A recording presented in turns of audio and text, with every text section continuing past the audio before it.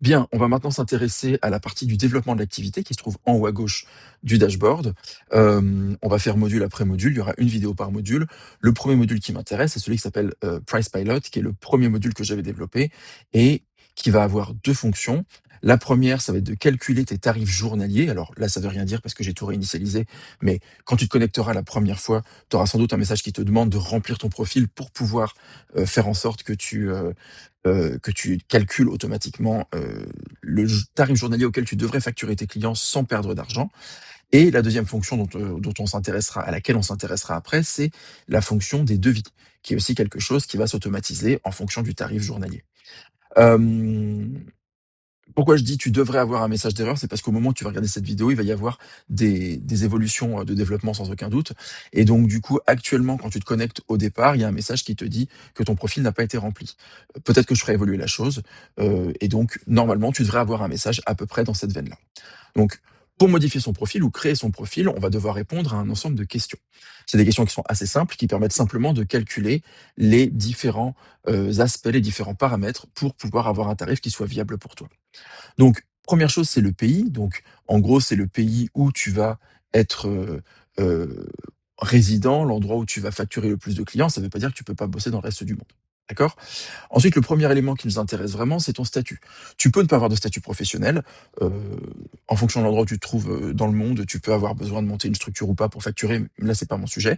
Donc tu peux ne pas avoir le statut professionnel, tu peux le sélectionner, tu peux être en micro-entreprise, qui est une sorte d'entreprise individuelle, tu peux avoir une entreprise, une structure avec un ou plusieurs associés ou, être, entreprise, unipersonnelle.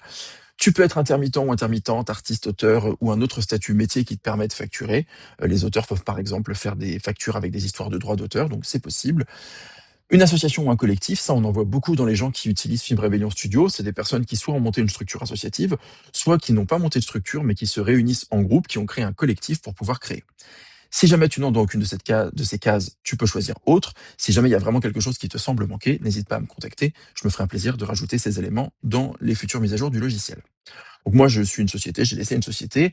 Et après, tu as une petite question un peu pour savoir où tu en es aujourd'hui dans ton activité. C'est-à-dire que tu peux être quelqu'un qui n'a jamais facturé encore, c'est le tout début, et bienvenue à toi et félicitations dans ce monde merveilleux que celui de faire des prestations vidéo et des films pour toi ou pour les autres. J'ai fait quelques projets, mais je débute dans la facturation. Ça, c'est pareil, hein, tu maîtrises un peu l'outil, mais la partie, on va dire, facture et devis, c'est pas ton sujet, tu sais pas trop faire. Tu peux avoir déjà des clients ponctuels. Tu peux aussi déjà avoir un système de facturation, alors après plus ou moins formalisé, mais tu peux déjà avoir des clients à qui tu payes de temps en temps, enfin qui te payent de temps en temps, pardon. Tu es installé, mais tu as besoin d'aide pour structurer tes tarifs. Donc ça, c'est le fait de pas savoir combien je dois facturer ma journée. On a souvent cette question qui nous revient. Et enfin, tu peux être une structure, un collectif ou une boîte de prod, ce qui est également mon cas. Ensuite, là, on va se baser sur la France, mais tu peux adapter plein de choses. Quel type de tarif tu veux? Hors taxe ou TTC? Si tu n'es pas une entreprise qui est soumise à la TVA, normalement, tu n'es pas censé être hors taxe. Tu es censé être en TTC parce que tu ne vas pas rendre ta TVA à l'État. Quand tu es une entreprise et que tu as un numéro de TVA, ce qui est mon cas, si je facture par exemple, 120 €, eh bien, en fait, en réalité, il y a 20 des 100 € hors taxe, donc 20 € qui retournent à l'État. À l'inverse, quand, moi, j'achète quelque chose et que je le paye 120 € TTC, bah, en fait, l'État me rend 20 €. Voilà, c'est en gros, sans faire un cours sur la taxe de valeur ajoutée, c'est, une taxe qui est sur, les particuliers, pas sur les entreprises. Donc tu peux choisir en fonction de ton pays ou de ton activité la TVA. En France, c'est 20 mais il y a d'autres pays où ça peut être 17 où ça peut être 23 13. Donc voilà, ça te permet d'adapter ça. Et enfin, une fois qu'on a paramétré ça, pardon, on arrive vraiment à la partie qui nous intéresse, c'est-à-dire la partie calcul pur. En gros, combien tu veux gagner, chaque mois. Donc l'idée, c'est de te dire qu'il va falloir penser, après si tu as besoin de penser en termes de salaire, il faudra voir ça avec, quelqu'un qui va être comptable, mais admettons, tu veux dans ton que ton entreprise, elle rentre moi, je voudrais rentrer 2 500 € hors taxes par mois et je sais que sur, on va dire, je retire les week-ends, allez, sur les 22 ou 23 jours par mois auxquels je travaille, je pense que je suis en mesure de facturer 8 jours. Ça me semble pertinent. Parce qu'il faut compter qu'il y a des jours où je vais travailler qui vont pas être facturés et que donc du coup, il y a vraiment les jours que tu peux facturer à tes clients. Ensuite, la question de mes charges. Est-ce que j'ai un loyer? Est-ce que j'ai un téléphone? Est-ce que j'ai tout un tas de dépenses? On a tous des dépenses et donc je vais estimer que j'ai une dépense de 250 € par mois et je paye pas beaucoup d'assurance, je paye 30 € d'assurance.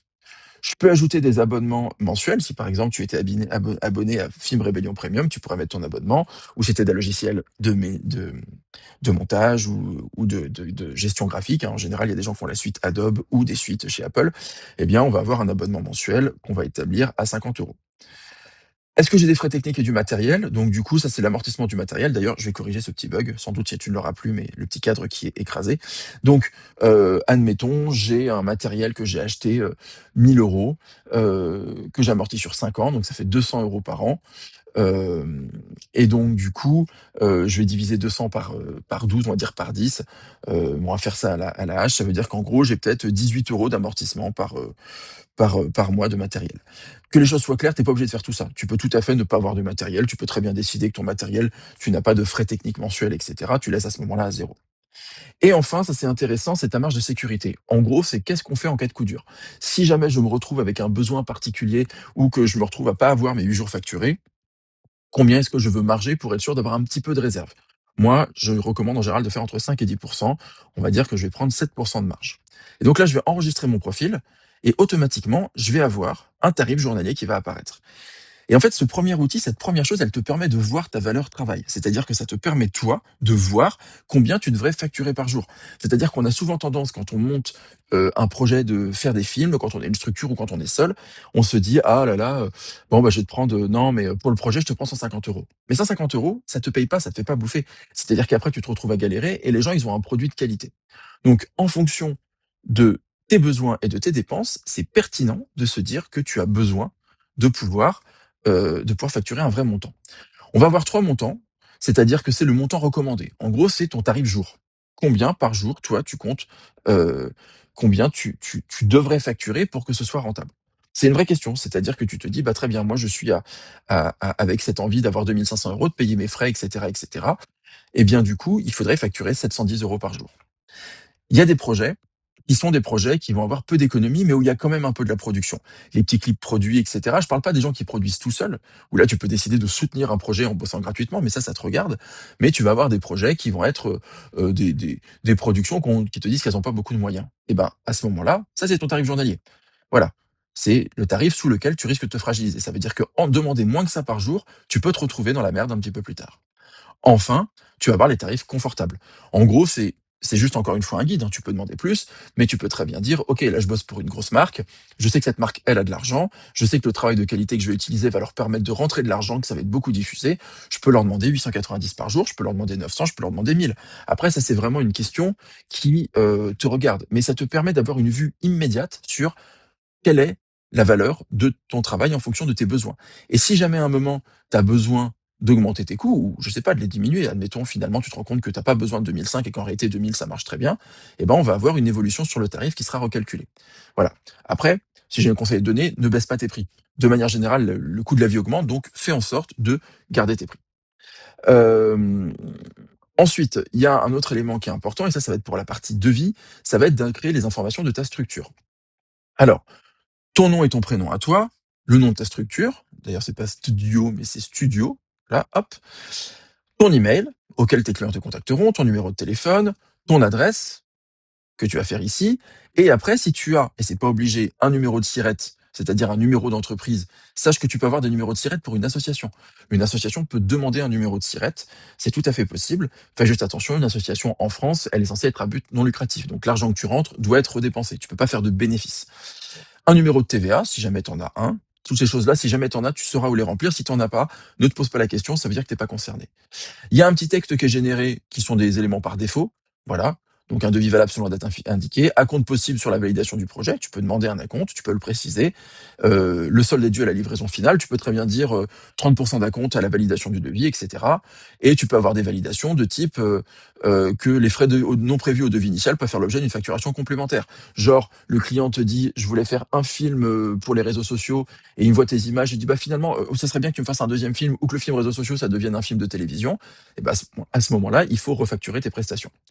Donc, tu enregistres ça, et une fois que tu as enregistré ça, tu peux revenir ici sur PricePilot, tu vas pouvoir créer des devis. Et là, on arrive vraiment sur la partie qui est assez puissante, c'est la création de devis. Donc, ton projet, donc par exemple, mon film de pub. Voilà, bon évidemment, il y aura le nom du client, hein, je sais pas, on va faire une publicité pour Le Coin du Chef Op. C'est une chaîne YouTube que je te recommande, Le Coin du Chef Op. Voilà, hop, voilà, publicité web. Admettons, hop, tu vas faire une prestation. La date du devis, c'est la date d'aujourd'hui, d'accord? Tu peux lui donner une date de fin. Ton client, c'est, Studio Oasis. Hop, c'est le nom de ton client. Hop, hop. Type de client, entreprise, particulier, association, collectif, institution, autre. Donc là, c'est une entreprise, par exemple. Le contact, c'est, le chef op. Hop, voilà. Tu vas lui créer un email client, donc, chefop@youtube.fr. Tout ça, c'est des adresses qui n'existent pas, hein, j'invente complètement. Un téléphone client. Donc sache que tu peux ne pas tout remplir. C'est les informations qui seront remplies seront affichées sur le devis. Si jamais tu les remplis pas, eh bien, elles ne seront pas remplies. Sache juste que normalement, un devis, tu es censé avoir comment dire? L'adresse de la personne à qui tu factures. L'adresse du client, eh ben, c'est pareil, 4 rue, des Pellicules, tiens, hop, et des caméras, hop, c'est super. Voilà, il habite, à Lyon. Je pense que ça va être le code postal, hop, Lyon. Hem, Numéro de SIRET, voilà, pas de TVA. Le mode du prix, c'est hors taxe, donc moi je vais facturer hors taxe et la TVA, c'est 20. Donc ça, c'est la partie remplissage, information, création de devis. Elle est, pratique, utile, mais disons qu'elle est pas, enfin, c'est pas très original. Là où ça devient vraiment intéressant, c'est le profil du projet. Donc en fonction de ta situation, soit tu auras des différents éléments qui sont premium, qui seront, basiques. Typiquement, tu es sur un projet serré, il va te proposer le tarif jour et tu verras qu'on pourra ensuite remplir le devis. Si jamais tu es sur un projet premium, il va te proposer par rapport à ton tarif qui a été défini, ton projet standard. Et ce qui est intéressant, c'est qu'en fonction du type de projet, il va te proposer des suggestions à ne pas oublier, des choses que tu peux tout à fait rajouter à ton devis auxquelles on ne pense pas forcément. Voilà, donc budget serré, admettons. Donc on reviendra après pour ces petites automatisations. Mais du coup, ce qui m'intéresse, c'est que là, voilà, j'ai une préparation, un tournage, un montage, donc 2 jours et demi.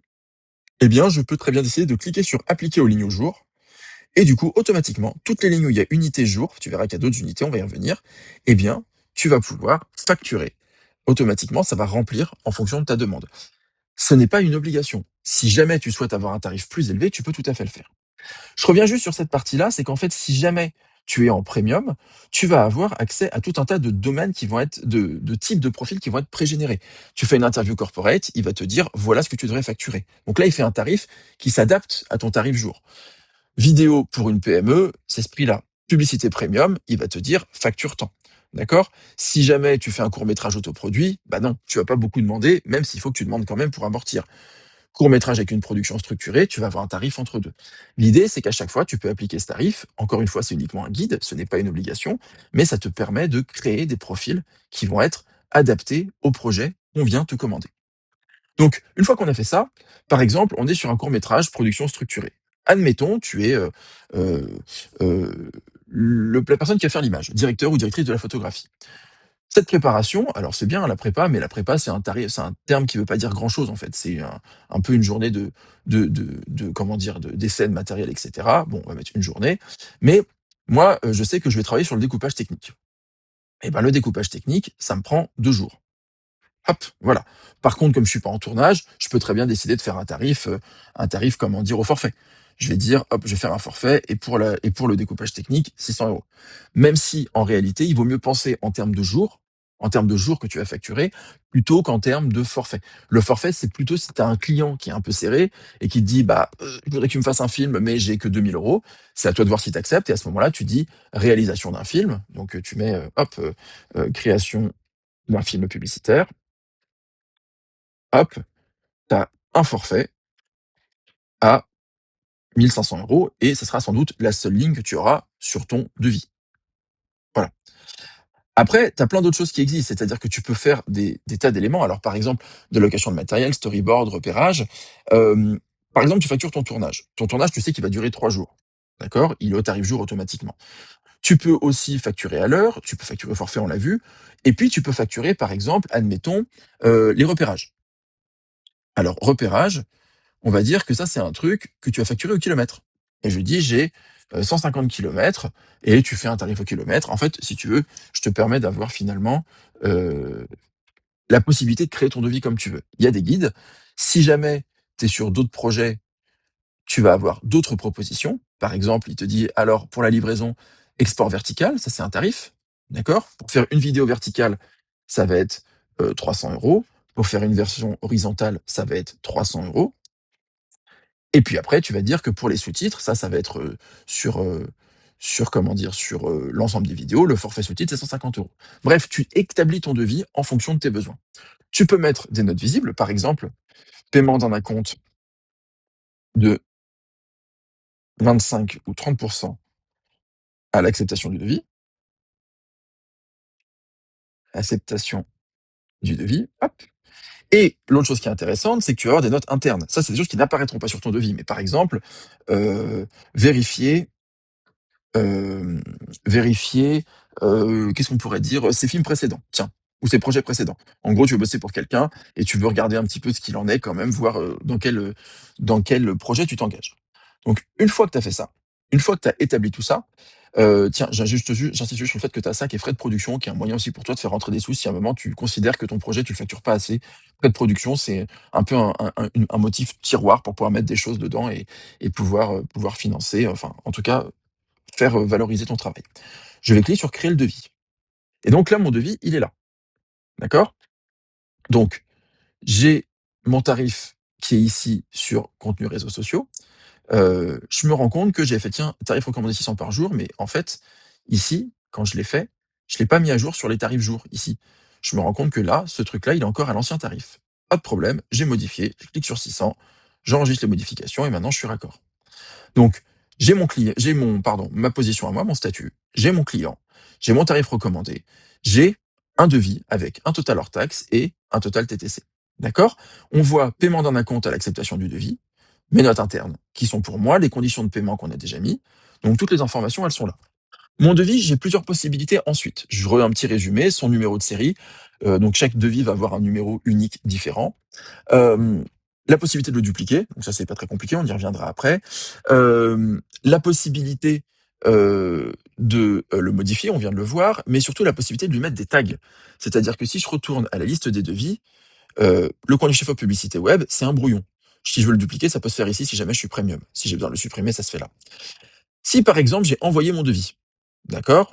Admettons, je retourne à la liste, automatiquement mon devis ici, il se trouve être envoyé. Je te montre comment ça se passe. Si tu veux exporter, imprimer, tu cliques ici et ça va te générer le devis. Et après, ce devis, tu vas pouvoir soit l'imprimer, voilà, donc sur ton imprimante, soit tu vas pouvoir, sur tous les ordinateurs maintenant, créer un fichier PDF qui, là je suis sur Mac, mais ça marche également sur PC, qui te permet ensuite, si tu fais enregistrer, d'enregistrer ton devis et de l'envoyer à tes clients. Donc ça te permet d'avoir ton devis qui est un document qui est sorti. Si jamais t'es pas en premium, tu auras une petite notification que ça a été fait avec Film Rebellion Studio. Si tu es en premium, comme ici, tu n'auras pas de notification. Sache que du coup, ça ne t'empêche pas d'utiliser l'outil complètement. Je retourne au devis et j'ai envoyé le devis au client et le client l'a refusé et bien donc du coup, voilà, c'est signifié ici. Enfin, comme on le souhaite tous, le client il trouve que ce devis, il est vraiment bien et donc du coup, il l'a accepté et ça te permet de pouvoir poursuivre ton projet. Donc tout ça, c'est l'outil Price Pilot qui est assez fluide, assez intuitif. Si jamais tu as des retours, je suis toujours preneur, mais qui te permet de calculer d'une part ton tarif journalier et qui te permet ensuite de pouvoir créer des devis que tu pourras adresser à tes clients et donc, espérons, qui te permettront de pouvoir facturer les journées dont tu as besoin pour pouvoir vivre de ton activité. On se retrouve maintenant dans les prochaines vidéos pour de prochains modules. D'ici là, je te souhaite une bonne journée. À plus tard.